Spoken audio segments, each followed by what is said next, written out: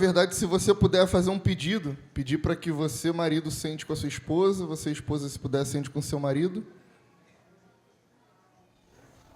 para que a gente possa aprender junto. Então, rapidinho, se você quiser mudar de lugar, sentar com a sua esposa, com o seu marido. Dá paz do Senhor, pessoal. De novo. A paz, irmãos. Tudo bem? Os irmãos estão nos ouvindo bem? Amém? Amém. Hoje nós queremos falar de um assunto delicado. Porém, a gente sabe que é um assunto importante e nós queremos, com muito temor, com muito respeito, com muita verdade, falar sobre esse assunto que Deus tem tocado no nosso coração. Nós estamos numa série falando sobre famílias e nesse mês da família, o pastor Miguel ele falou 2 domingos ali sobre assuntos que a Beli vai resumir para vocês. E hoje a gente quer ser um pouquinho mais prático. Então, essa mensagem ela é principalmente para os casais. Mas, se você é solteiro, é importante que você ouça para que você aprenda e você tome uma posição de um futuro marido ou uma futura esposa, um homem de Deus, uma mulher de Deus. Então, o tema da nossa mensagem é Desfrutando da Intimidade para a Glória de Deus. Amém, irmãos. Como o Gabriel bem disse, a gente tem dedicado esse mês de maio, intitulou o mês de maio como o mês da família. E nos 2 domingos anteriores, o pastor trouxe palavras poderosas da parte do Senhor para o nosso coração. Você que ainda não assistiu, que não pôde estar aqui, está lá no nosso canal do YouTube. Então, entra lá, se inscreve, assiste os 2 últimos vídeos que são bem importantes. No primeiro domingo, resumidamente, a gente aprendeu com o pastor algumas posturas espirituais para que a nossa família esteja protegida em meio a um mundo caótico que a gente tem vivido, né? E aí ele fez alusão à Arca de Noé. Noé construiu a arca orientado por Deus, teve algumas posturas extremamente relevantes para que a sua família estivesse protegida. Essa foi o primeiro aprendizado que a gente teve há 2 semanas atrás. E na semana passada, a gente aprendeu, olhando no livro de Atos, sobre a vida do carcereiro, né? O carcereiro que, aquela história do terremoto, lembra onde Paulo e Silas estavam presos, e o carcereiro, quando viu o que aconteceu, ele ficou muito abalado, ele teve uma atitude impensada, ele quase consumou, na verdade, a atitude que seria de se matar. E a gente aprendeu que atitudes impensadas podem levar a nossa família para um lugar de declínio. E logo em seguida a gente viu, graças a Deus, a conversão desse carcereiro. E isso promoveu um ambiente saudável, de paz, de harmonia naquele lar. Então, assim, dito isso, esses aprendizados que a gente teve, a gente hoje vai trazer essa perspectiva sobre a vida. Agora, não necessariamente sobre a família expandida, relacionamento com filhos, mas principalmente relacionamento conjugal, marido e mulher. E aí, para a gente poder se embasar, eu quero que você abra a sua Bíblia em 1 Coríntios, capítulo 7, versículo 5. Então, é importante que você tenha a sua Bíblia em mãos, mantenha ela aberta, para poder atestar se o que a gente está falando aqui é fato de Deus ou se é a ideia da nossa cabeça.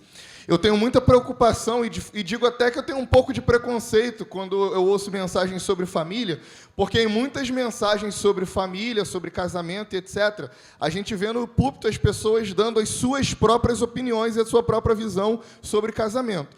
Então, se você quer saber qual é a minha visão, qual é a minha opinião sobre determinados assuntos, você pode me chamar lá fora e a gente conversa. Mas aqui o momento é de ouvir o que a Bíblia fala sobre esse assunto.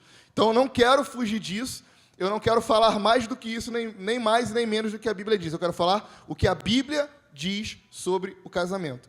E aí, esse texto, o pastor, a primeira mensagem que o pastor pregou, me marcou muito, porque ele falou sobre posturas espirituais que nós precisamos ter para preservar a nossa família e para que a nossa família não seja tentada pelas garras do diabo. E esse texto, ele fala sobre maneiras práticas de você blindar o seu casamento contra as ciladas do diabo. Em 1 Coríntios, capítulo 7, versículo 5, e aí eu estou lendo na Nova Almeida Atualizada, diz assim: não se privem um ao outro, a não ser, talvez, por mútuo consentimento, por algum tempo, para se dedicarem à oração. Preste atenção agora que o texto diz: depois retomem a vida conjugal, para que Satanás não tente vocês por não terem domínio próprio. Então o apóstolo Paulo está falando para a igreja de Coríntios e para os casais da igreja de Coríntios que eles não devem abrir mão da vida conjugal, da intimidade sexual por muito tempo para que eles não sejam tentados pelo diabo. Então o apóstolo Paulo apresenta também uma maneira de você blindar o seu casamento contra as ciladas de Satanás. É mantendo uma vida conjugal sadia. E aí, antes da gente tratar do texto que eu quero ler hoje, eu quero dar para você pelo menos 6 razões pelas quais a gente decidiu falar sobre esse assunto hoje, num domingo. Por que não numa palestra? Por que não num dia de casais? Por que não numa conversa? Mas por que num culto? O primeiro deles, você pode ler em Gênesis capítulo 1, versículo 28. Deus criou o casamento e a intimidade antes do pecado. Em Gênesis capítulo 1, versículo 28, Deus diz a Adão: multiplicai e frutificai, dominai a terra, dominai sobre todas as coisas. Então a gente vê que no Éden, antes do pecado, Adão e Eva já tinham uma vida conjugal sadia. O segundo motivo é porque Deus fez o casamento e a vida de intimidade para unir pessoas e fazê-las felizes. O seu casamento, o seu marido, a sua esposa, a sua vida, meu irmão, conjugal, Deus fez para que você fosse feliz. E isso está lá em Gênesis capítulo 2, versículo 28. Deus fala: deixará o homem, pois, o seu pai e sua mãe, e se unirá à sua mulher, e eles serão uma só carne. Deus fala para si mesmo, né, mas também para o homem: não é bom que o homem esteja só, farei para ele uma companheira que seja idônea. Então, antes do pecado, Deus cria o homem perfeito, mas Deus vê que mesmo o homem sendo perfeito, o homem precisa de alguém para acompanhar, ele precisa de uma companhia. Então, o casamento, a vida de intimidade, ela serve para unir pessoas e para que você desfrute da felicidade em Deus. Amém? O terceiro motivo: Deus ama famílias. A linguagem familiar está por toda a Escritura. Se você quiser anotar, Romanos 8, 29, Efésios 5, do 21 ao 23, Efésios capítulo 2, versículo 19, são textos onde a Bíblia trata da relação de Deus com a humanidade em uma relação, em uma figura familiar. Deus fala que nós somos, lá em Efésios, família de Deus. Ele diz que Jesus é o primogênito, o primeiro entre muitos irmãos. Fala que nós somos família de Cristo. Então, a Bíblia, nós somos a noiva do Cordeiro. Então, a Bíblia, todo o tempo, ela está usando a linguagem familiar, porque a família é um projeto criado por Deus. Amém? E aí, Gabriel, por que você está tratando esse assunto no domingo? Por que você trouxe a Isabelle aqui para falar junto com você? Vamos ver pelo menos mais 3 motivos. O terceiro motivo, o quarto motivo, é porque Paulo queria que esse fosse um assunto debatido e conversado nas igrejas. Quando o apóstolo Paulo escreve a carta, quando um apóstolo escrevia uma carta para a igreja da sua época, ele queria que essa igreja recebesse essa carta e no momento da reunião dos santos, no momento do encontro da igreja, Paulo queria que essas igrejas, elas lessem aquela carta, elas meditassem e aprendessem naquilo que os apóstolos estavam falando. Então, o casamento e o que está contido ali em 1 Coríntios 7, versículo 5, que a gente acabou de ler, os assuntos em Efésios, em Coríntios, em Timóteo, em Colossenses, que falam sobre casamento, Paulo escreveu todos esses assuntos para que eles fossem falados na igreja e dentro da igreja. Porque você vai sair daqui e amanhã lá no seu trabalho, lá na sua faculdade, lá no seu colégio, as pessoas vão entupir você de informações sobre sexo, sobre sexualidade, sobre casamento, sobre namoro, mas dentro da igreja que nós devemos aprender a visão correta de como Deus ensina sobre o casamento. Então, aprender aqui, aos pés de Cristo, aos pés da cruz, faz com que nós estejamos munidos, para que quando alguém vier falar com a gente sobre o assunto, a gente possa trazer a visão de Deus sobre o assunto. Porque se o Evangelho de Deus é poder para todo aquele que crê, ele também é poder para transformar todas as esferas da nossa vida, inclusive o nosso casamento. Amém? E mais um motivo, meus irmãos. Esse aqui desceu fresquinho hoje, né, velho? Porque um casamento fracassado reflete uma vida espiritual fracassada. Repita comigo. Um casamento fracassado reflete uma vida espiritual fracassada. Em 1 Pedro, capítulo 3, versículo 7, você pode ler sobre isso. O apóstolo Pedro, ele fala que o homem, ele precisa cuidar da sua esposa, ele precisa zelar pela sua esposa, ele precisa honrar a sua esposa, porque ela é a parte mais frágil, ela é coerdeira da mesma graça da vida. Agindo assim, as orações de vocês não serão interrompidas. Então, o que o apóstolo Pedro está dizendo é que se o marido não trata bem a sua mulher, se a mulher não trata bem o seu marido, não adianta orar. Deus não está ouvindo as suas orações. Deus não está ouvindo a minha oração se eu não tratar bem a Isabelle. Então, ter um casamento fracassado significa ter uma vida espiritual fracassada. Porque você está tratando mal a sua esposa, você está tratando mal o seu marido, e depois você dobra o joelho para orar como se nada tivesse acontecendo. Deus não vai ouvir as suas orações se você não tratar bem quem dorme com você todos os dias. Então, uma vida espiritual fracassada é reflexo de um casamento fracassado. Amém. E por fim, Por fim, a vida de intimidade, irmãos, entre um casal, ele é um assunto tão importante, a gente não vê muito sendo tratado na igreja assim abertamente, é meio que um tabu, né? Não somente dentro da igreja, mas em vários ambientes. Mas esse é um assunto tão importante para Deus, a relação familiar na sua totalidade, inclusive entre marido e mulher, é tão importante que existe um livro na Bíblia que é dedicado só para isso. Se você já leu Cântico dos Cânticos, Cantares de Salomão, né? Com uma perspectiva, pensando que aquilo ali está falando entre Cristo e a igreja. Em alguns aspectos, a gente até pode pensar assim, porque, de fato, existe essa alusão. A Bíblia faz essa comparação da relação de Cristo com a igreja como sendo uma relação de um noivo e sua noiva. Mas o livro de Cantares, ele fala sobre a relação entre marido e mulher. Então, convido você a ler esse livro com essa perspectiva, você que é casado, e nós vamos fazer isso hoje, tá? Cantares capítulo 1. Se você puder e estiver com a sua Bíblia aí, abra ela nesse momento. A gente trata desse assunto aqui, aborda hoje, gente, com muito respeito, com muito carinho e também nos colocando na nossa posição, que a gente tem pouco tempo de casado, mas a gente quer compartilhar com a igreja aquilo que o Senhor nos ensinou um pouco antes do nosso casamento, quando a gente estava se preparando para casar, e também aquilo que a gente vem aprendendo durante esses 2 anos, fizemos 2 anos esse mês de casados, e a gente quer compartilhar com a igreja porque a gente sentiu essa orientação da parte de Deus, tá? Não é uma vontade. Tive vontade. Não. A gente se sentiu orientado pelo Senhor a tratar sobre esse assunto. Cantares, capítulo 1. Nós vamos ler também na Almeida atualizada. Vai passar aqui em cima, mas sinta-se à vontade. Aí a gente vai ler alguns versículos, vai parar, vai ser uma mensagem expositiva, segundo o Gabriel me ensinou. E o papai também. Amém? Vamos lá. Primeiro versículo diz assim: Cântico dos Cânticos de Salomão. Beije-me com os beijos de sua boca, porque o seu amor é melhor do que o vinho. Suave é o aroma dos seus perfumes, como perfume derramado é o seu nome. Por isso as donzelas o amam. Versículo 2, Gabriel. O texto que a gente está lendo, como a Belle falou, é um texto sobre uma relação conjugal. E aqui a gente vai tratar exclusivamente daquilo que o texto está nos ensinando.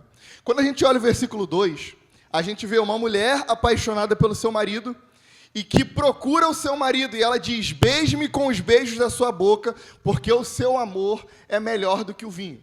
Essa mulher é uma mulher que toma atitude para com relação ao seu marido. Ela não só espera o seu marido procurá-la, ela procura o seu marido. E isso diz respeito ao desejo que ela tem por ele, a admiração que ela tem por ele, o amor que ela tem por ele. Eu ouvi recentemente uma frase, e eu achei muito interessante, eu nunca mais vou esquecer. Uma vez eu ouvi alguém dizendo assim, que os solteiros precisam beijar como os casados, e os casados precisam beijar como os solteiros.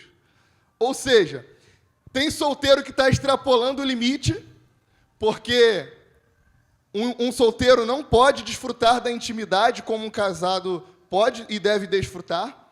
E o casal que é casado, depois que casa, O homem não beija mais a esposa dele, ele não anda mais de mão dada com ela, ele não dá um abraço mais nela, ele não elogia mais ela, mas essa mulher, ela tem o desejo pelo seu marido. Ela fala, beija-me com os beijos da sua boca, porque o seu beijo é melhor do que o vinho. Ela compara, ela diz que ela está sedenta dos beijos dele. E meus irmãos, minhas irmãs, Deus colocou na nossa boca terminações nervosas. E se Deus colocou, é porque a sua boca não foi feita só para falar da vida dos outros. Na verdade, não foi feita para falar da vida dos outros, mas foi para que você desfrutasse de um momento de carinho e de intimidade com seu esposo e com a sua esposa. Amém? O versículo 2 fala que ele é um homem o versículo 3, ele é um homem perfumado, ele é um homem cheiroso. E aí, nesse momento, eu sei que você está apertando aí o seu marido, falando, viu, tem que passar um perfume, tem que tomar um banho, tem que ficar cheiroso. Mas esse texto fala, claro, fala também de que ele é um homem cheiroso. Nossa, como ele tem um cheiro bom. Olha que interessante, imagina só você passar na rua, você esposa passar na rua e sentir um cheiro e falar assim, caramba, esse é o cheiro do meu esposo. Imagina a sua esposa ter um cheiro característico que te agrada. Esse homem, ele era um homem cheiroso. Mas olha o que o texto fala, ele fala que o nome dele é derramado como um perfume. Você já teve a experiência de deixar um perfume cair e ele quebrar em um ambiente? Como é difícil tirar aquele cheiro daquele lugar? E como aquele cheiro se espalha?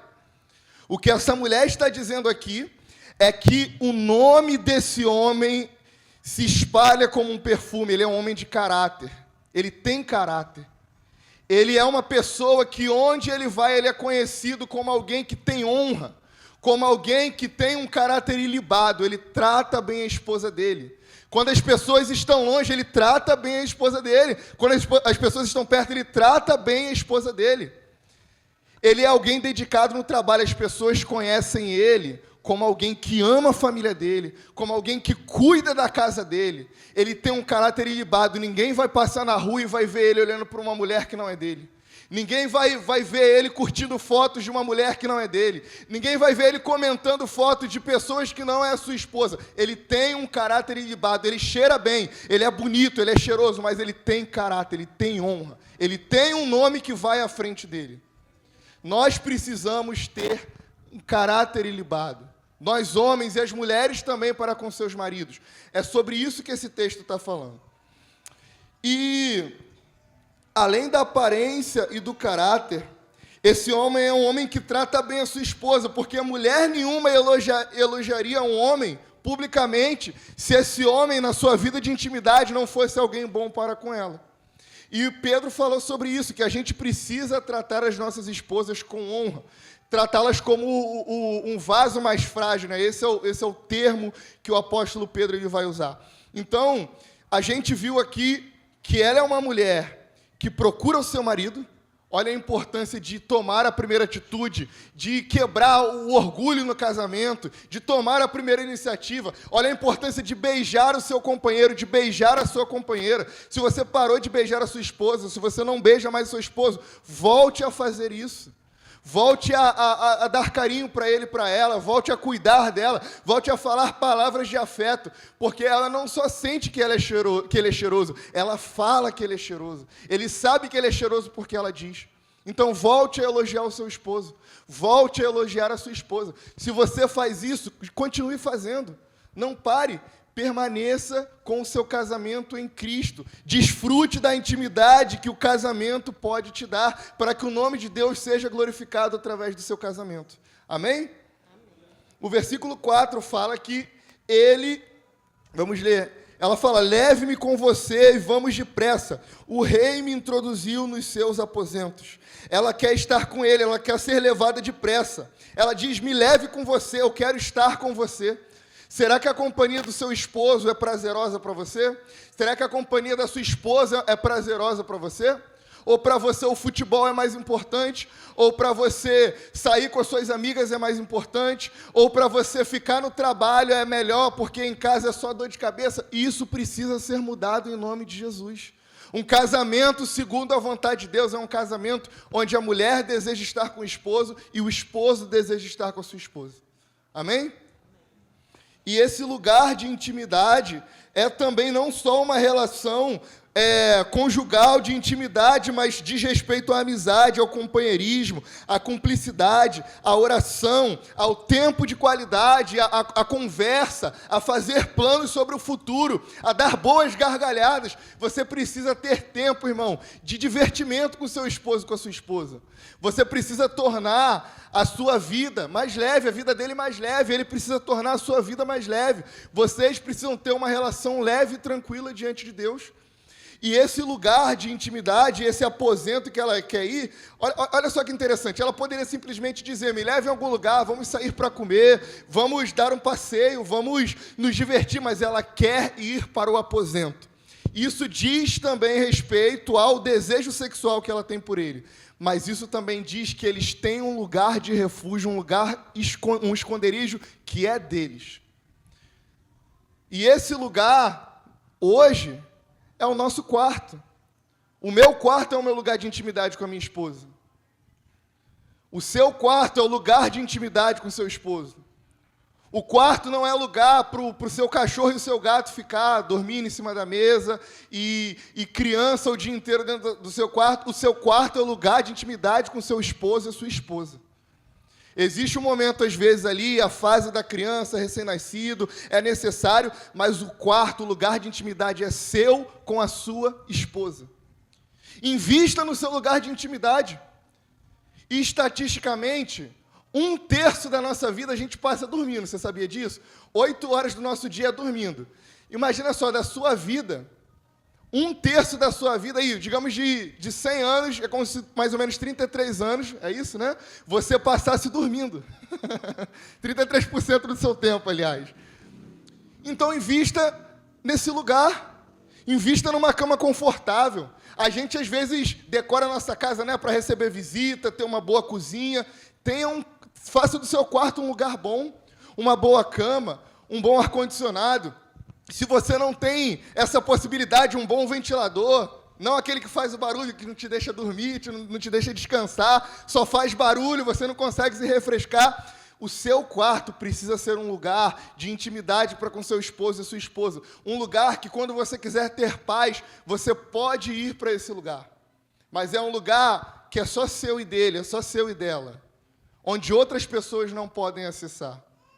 A Isabelle, talvez, quando na família dela e eu na minha família também, quando os nossos pais queriam conversar alguma coisa, fazer planos, ou queriam resolver alguma situação, eles fechavam a porta do quarto e iam conversar.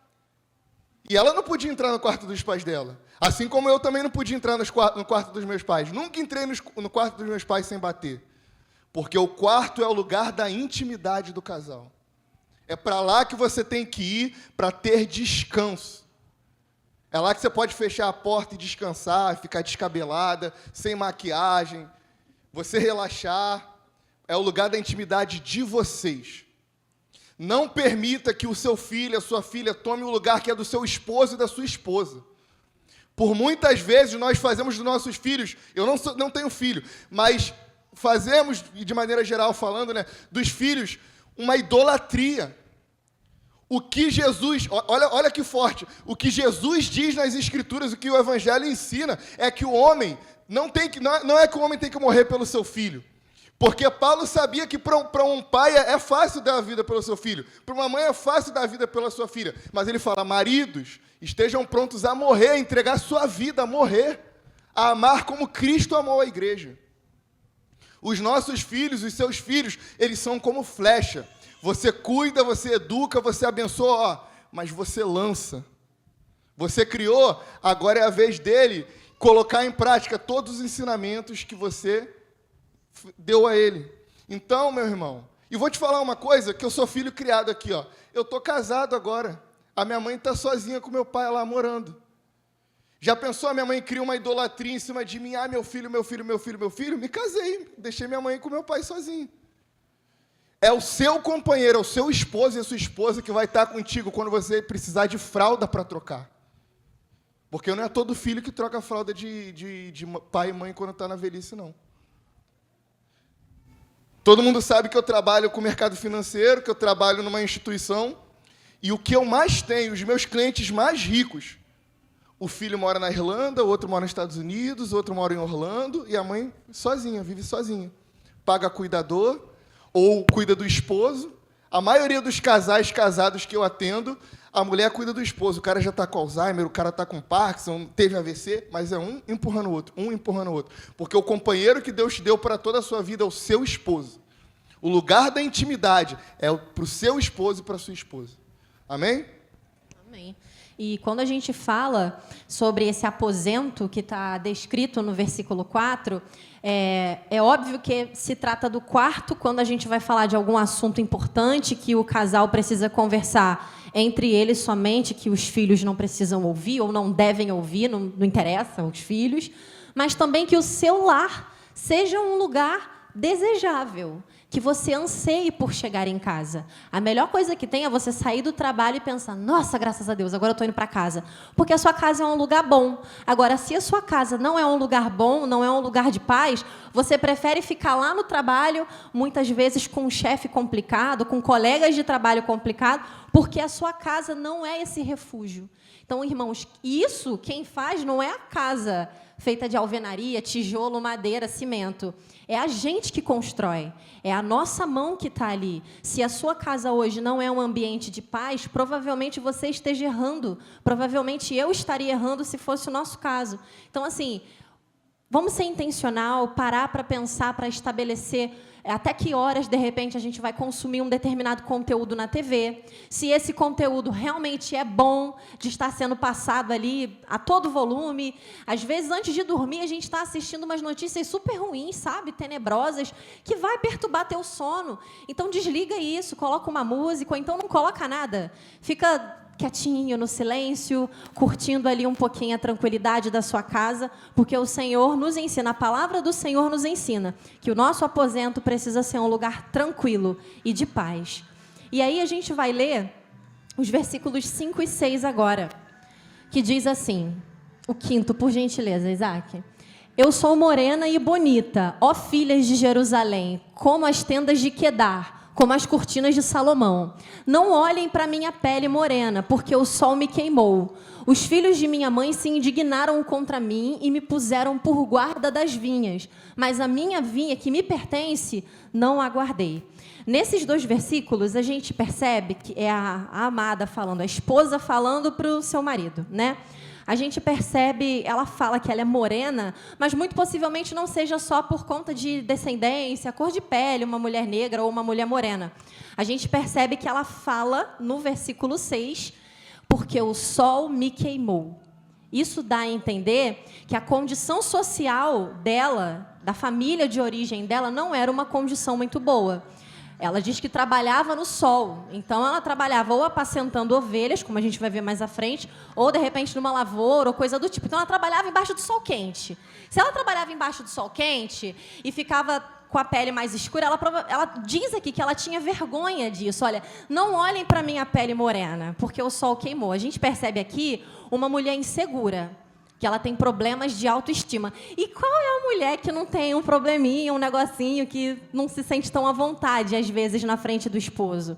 A gente que é mulher tem uma coisa com estria, com celulite, ai, meu cabelo isso, insatisfação com alguma parte do corpo, é normal. Mas a gente percebe que essa mulher tem todas essas questões, problemas de insegurança dela, possivelmente por conta do meio onde ela foi criada, e muito possivelmente também por conta dessa questão dela ter a pele queimada. E uma palavra que eu gostaria muito de trazer para você, mulher, nessa noite, porque o Senhor fala isso comigo e eu quero falar isso para você. Mulher, não se deprecie. Você não precisa ficar se diminuindo, lembrando só dos aspectos que você julga serem ruins, porque, sinceramente, os homens eles não são tão detalhistas assim. Então, muitas vezes, eles não vão estar preocupados se o seu cabelo está com ponta, enfim, qualquer coisa do tipo. O homem está nem aí para isso, gente. E, assim, quando a gente fica falando muito, reclamando muito de uma coisa, a gente se torna chata, se torna desagradável ao esposo.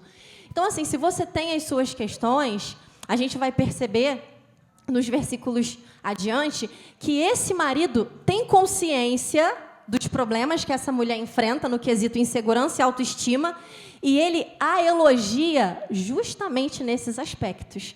Aquilo que, de repente, para você é um ponto ruim, que você não gosta, que você não se orgulha, para o seu esposo, para o seu cônjuge, provavelmente seja talvez a coisa que ele mais admira em você. Então, assim, não se deprecie tanto. Seja mais... acaricie-se mais a si mesma, seja mais acolhedora com você, com a sua história, com as marcas que você tem. Porque se você chegou até aqui e você tem essas marcas, é justamente por conta da tua caminhada. E a tua caminhada faz que você seja quem de fato você é. Nos versículos 7 e 8, vamos ler os 7 e 8. Diga-me, ó amado de minha alma, onde você apacenta o seu rebanho?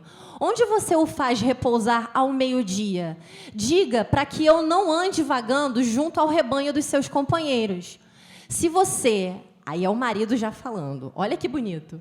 Se você, a mais bela das mulheres, não o sabe, siga as pisadas dos rebanhos e apacente os seus cabritos junto às tendas dos pastores. A gente viu aqui, então, que ela é uma pastora.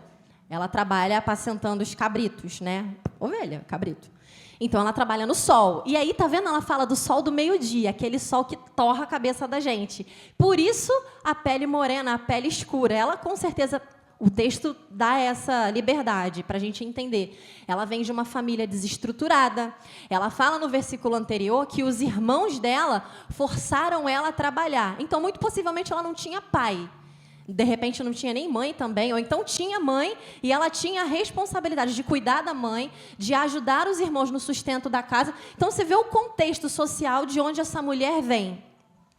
E nesse versículo, no 7 e no 8 que a gente acabou de ler... Ela procura o esposo, ela está interessada nele, mesmo com toda a rotina que ela tem apertada ali do dia a dia.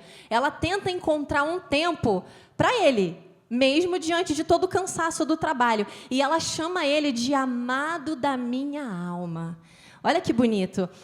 Dá a entender para a gente que esse homem, ele cuida da saúde espiritual da sua casa. Ele, muito possivelmente, ore por ela, ore com ela, seja um homem de fato relevante, que tem postura dentro do lar. Bonito, né, gente? Imagina a gente virar para o marido e falar, ai, amado da minha alma. A gente tem que ser apaixonada, que nem essa mulher, mas aí vocês ajudem a gente, tá, maridos? Por gentileza. Aqui. Quando a Beli leu esse texto, essa mulher, ela quer encontrar o seu marido e eles são pastores de ovelhas. E eles querem se encontrar ao meio-dia. Eles encontram espaço na agenda deles para se encontrar. Ele tem que trabalhar, ele é atarefado, ela também é atarefada, mas eles querem se encontrar ao meio-dia. E isso, Deus falou muito ao meu coração sobre essa parte desse texto, sobre como o nosso esposo ou nossa esposa, como a gente revela, né, como o nosso coração revela com o nosso esposo ou nossa esposa, é de fato interessante para a gente ama de verdade, a gente se importa, a gente sente saudade. Muitas vezes quando você está no trabalho e você recebe a ligação do seu esposo. Quando ela liga para você no expediente, na hora do almoço, você vai correndo lá para comer, mas você liga para sua esposa, você pergunta se está tudo bem em casa, ela pergunta para você como é que está o trabalho, e aí, como é que estão as metas, está tudo dando certo? Não, aquele abençoado, ou aquele endemoniado do fulano de tal, está me perturbando, ora aí por mim, entre em oração pela minha vida. Então, amor, consegui aquela promoção, ela é a primeira pessoa a saber. O seu confidente tem que ser o seu esposo, a sua confidente tem que ser a sua esposa. A pessoa pela qual você deseja ligar. Aquela pessoa que, na hora do almoço, você só tem 1 hora de almoço, mas você come em 20 minutinhos, mas os 40 que sobra, você sai correndo, vai naquela loja do lado comprar um chocolate para ela. E aí você chega em casa e fala assim, meu amor, lembrei de você, trouxe um doce para você, trouxe uma roupa, trouxe uma lembrança. É lembrar do seu esposo. Irmãos, você passa 8, tem gente que passa 10, 12 horas no trabalho. E aí você tem mais 8 horas de sono. Olha o tempo que sobra para você ficar com seu marido, com a sua esposa. E muitas vezes o nosso confidente, a nossa confidente é o colega de trabalho. A colega de trabalho, olha o laço. Aí o homem está no trabalho e está reclamando da esposa no trabalho. Está contando a vida dele toda, está contando segredos que nem a mulher dele sabe. Mas a colega dele de trabalho sabe. Ela está contando segredos que o colega dela de trabalho sabe, mas o marido não sabe. E muitas vezes não lembrar do esposo e da esposa nesses momentos de trabalho diz respeito ao nosso sentimento para com ele, se a gente sente saudade ou não. Sabe o que eu acho maneiro? Eu estava falando com a Beli sobre isso. Às vezes eu abro o WhatsApp lá, olho o status, aí eu vejo o Emerson e a Angélica malhando juntos. E eu acho interessante porque o Emerson e a Angélica, mesmo na correria do dia, eles encontram um momento além da casa para estarem juntos.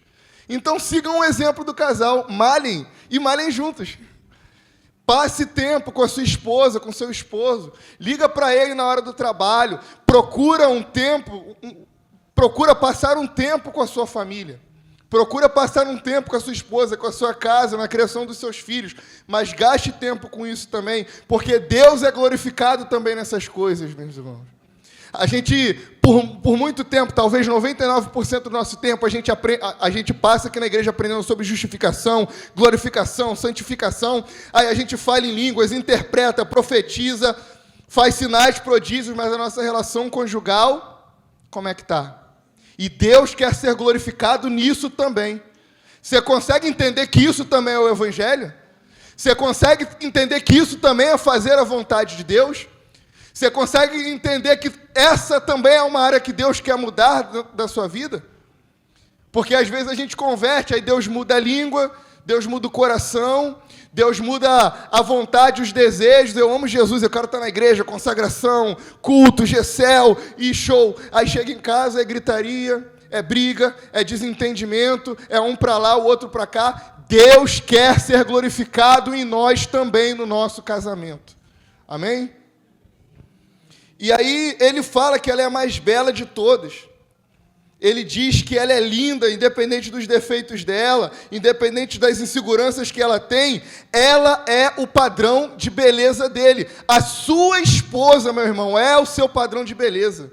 O seu esposo, minha irmã, mesmo careca, mesmo feio, mesmo barrigudo, ele é o seu padrão de beleza. Uma vez um pastor estava pregando sobre o Gênesis 1 e 2 e 3, sobre o Gênesis 3, né, precisamente, sobre o pecado do homem. Aí a esposa dele estava sentada lá, baixinha, gordinha, loirinha, e aí ele explicando sobre a queda, ele falou assim, imagina Eva, uma morena, alta, magra, cabelos grandes. E aí todo mundo olhou para a esposa daquele homem. A sua esposa é o seu padrão de beleza. Ele fala que ela é a mais bela entre todas. Ela é a mulher mais bonita. Deus te deu a mulher mais bonita que você poderia ter. E aí, se não está como você gostaria, você precisa cuidar. Você precisa investir. Você precisa fazer mais, porque Deus quer ser glorificado também no seu casamento. Amém? Elogie. As mulheres, via de regra, têm mais facilidade de elogiar os seus maridos do que os maridos às mulheres. Mas também tem muita mulher como é que fala? Não é você não, calma. Tem muita mulher orgulhosa, que o marido já falou tanta coisa também, já fez tanta coisa, ou já deixou de fazer tanta coisa, que ela não consegue mais elogiar o marido. Mas esse homem elogia ela. Olha o versículo 9, que legal, ó. Coisa linda. Comparo você, minha querida, às éguas da carruagem de Faraó. Se você não tem um elogio para dar para sua esposa, estou brincando. Aqui nessa figura de linguagem, as éguas de Faraó naquela época eram as coisas mais bonitas e raras que ele podia comparar. É como se você estivesse comparando a sua esposa, sei lá, a um Camaro amarelo, a uma Ferrari, sabe? Aquela linguagem que só homem entende. Ele do jeito dele, mas ele está elogiando a esposa dele. Deus quer que você elogie o seu companheiro. Deus quer que você elogie a sua companheira. Jogue o orgulho de lado, meu irmão. Jogue o orgulho de lado, minha irmã. E deixa Deus te usar para elogiar o seu esposo. Porque se você não elogiar, vai ter quem elogie. Isso é verdade. Sempre tem um atribulado ou uma atribulada lá fora que vai falar. E, gente, vamos ser sinceros, quem não gosta de receber um elogio, né? De vez em quando, nossa, você tá tão lindo hoje, Gabriel, tá cheiroso, fez o cabelo, a barba, lindo, maravilhoso. Pronto. A gente não precisa ter orgulho de por que eu não posso elogiar? por que eu não posso falar que ele é maravilhoso para mim? E não somente, como a gente viu lá no comecinho, elogios referentes à parte física, estética, mas também ao caráter. A gente vai ver que uma das coisas que o homem mais quer é respeito. E quando você elogia o caráter do seu esposo, do seu cônjuge, ele se sente como? Tipo, caraca, entendeu? Então, assim, elogia o caráter. Você é um homem de Deus, você me inspira. Eu aprendo tanto sobre Jesus com você. Olha, que homem que não vai ficar feliz em ouvir isso, né? E isso serve também para vocês, maridos. Fiquem à vontade para elogiar a gente, porque a gente gosta. Às vezes a gente fica tímida, assim, com vergonha. Ai, para, mas não para, não. Continua, tá bom? Irmãos, blinde o seu casamento contra as garras do diabo. Já pensou, seu marido chega no trabalho, a irmã abençoada lá do trabalho fala assim, nossa, você está cheiroso, nossa, está bonito. Obrigado, minha esposa falou a mesma coisa hoje de manhã. Um tapa na cara. Blinde o seu casamento, meu irmão. Vigia. Vigia no seu casamento. O versículo 10 fala que ele não só elogia a esposa dele, mas ele presenteia ela. O seu rosto fica lindo com os enfeites, o seu pescoço com os colares.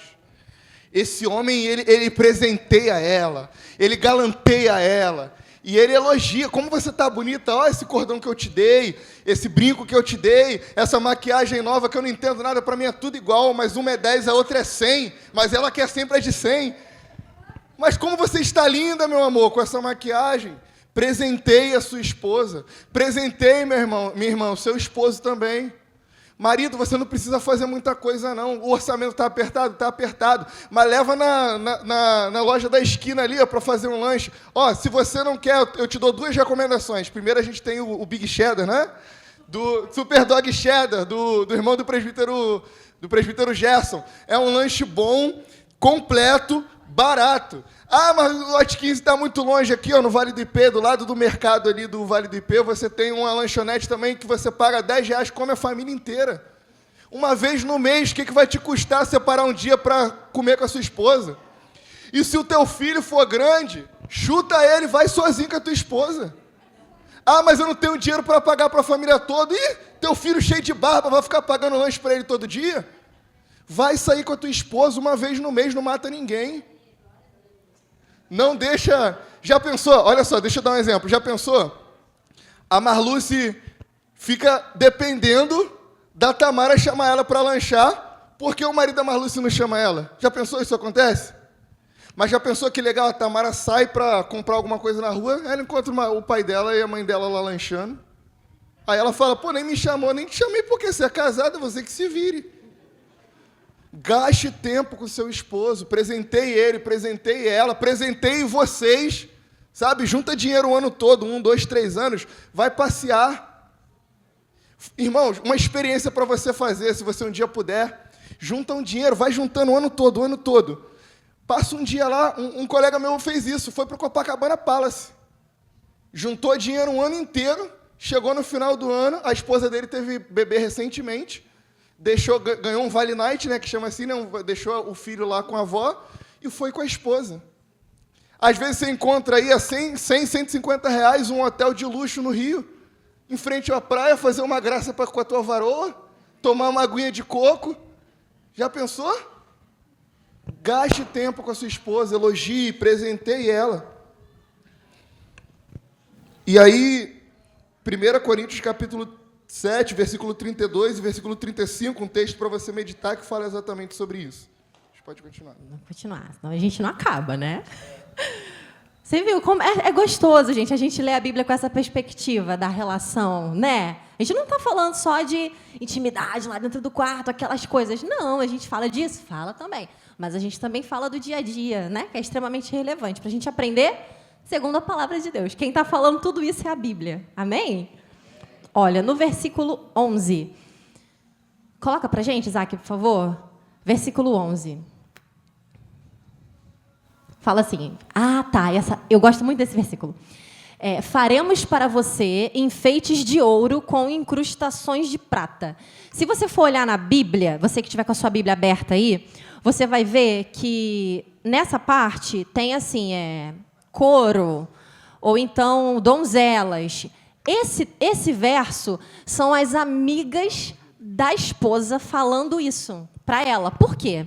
Porque elas perceberam que o esposo admira quando ela está, igual a gente viu no versículo anterior, os colares, os brincos, ele acha bonito esse tipo de adorno que ela usa. Então, elas perceberam isso e falaram assim, poxa, a gente vai investir na sua relação, amiga.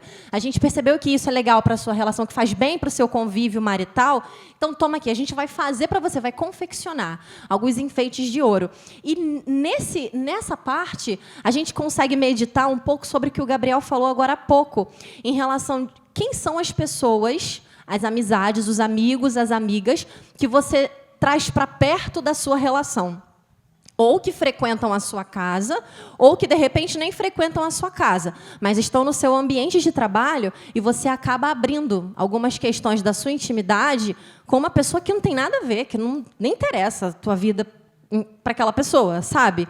Então, assim, um conselho que eu gostaria de trazer para você nessa noite, irmão, com base nesse versículo: escolha, seja seletivo com as pessoas que vão compor a roda mais próxima da sua relação familiar.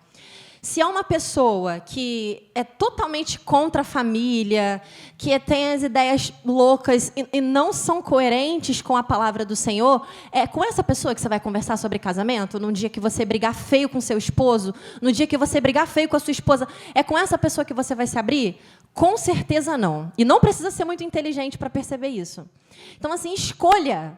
Selecione para quem você vai abrir a porta da sua casa, para quem você vai abrir a sua boca para poder contar sobre como estão as coisas dentro da sua relação. Porque nem todo mundo que se apresenta e diz, olha, se você precisar, eu estou aqui, está aqui para quê?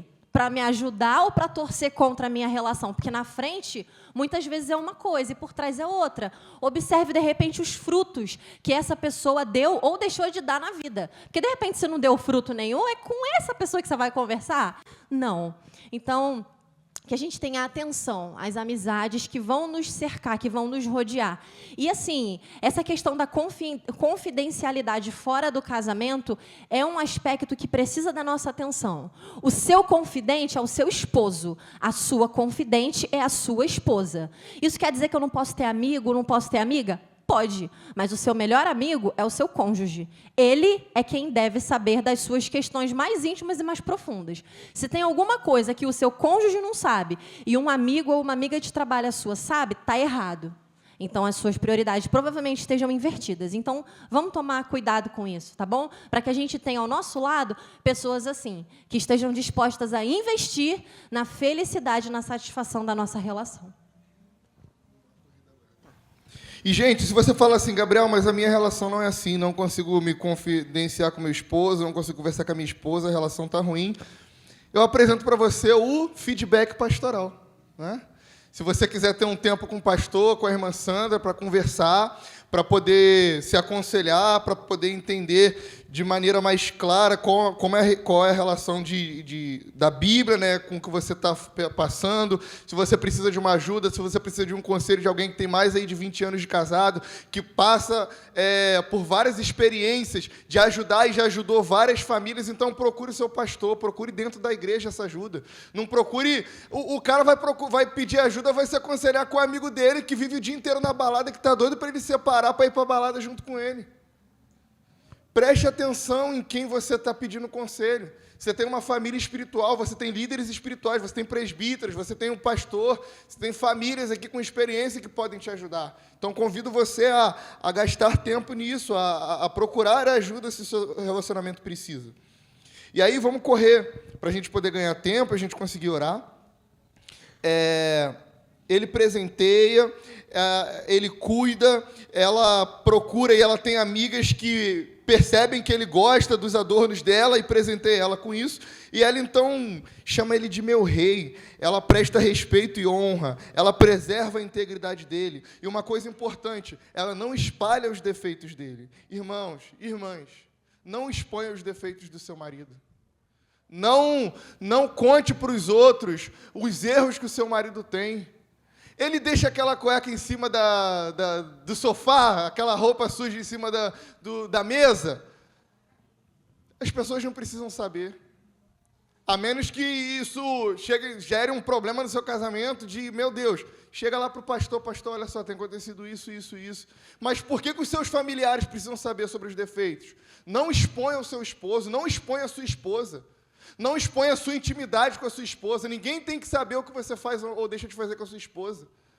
Não exponha a sua intimidade, não exponha a vergonha a pessoa que decidiu amar e cuidar de você até o fim da sua vida. Homens, isso é dado científico. Homens preferem mais a honra do que propriamente o amor. Tem homem que a mulher dele ela não dá muito carinho para ele, ela não diz que ama ele até desconfia que ela não ama muito ele, mas ela respeita ele, ela cuida dele. O homem, minhas irmãs, aprendam, o homem ele quer ser respeitado. Respeite o seu marido. A Bíblia fala sobre o respeito. Ela fala lá em 1 Pedro, que Pedro fala que Sara, ela chamava Abraão de meu senhor. E o texto que Pedro está falando é exatamente sobre isso, sobre respeito. Ela respeitava tanto o marido dela que ela chamava ele de meu senhor. Você precisa chamar o seu marido de meu senhor? Não, mas respeite ele. Respeite a sua esposa também, meu irmão. Não chame ela por adjetivos ruins.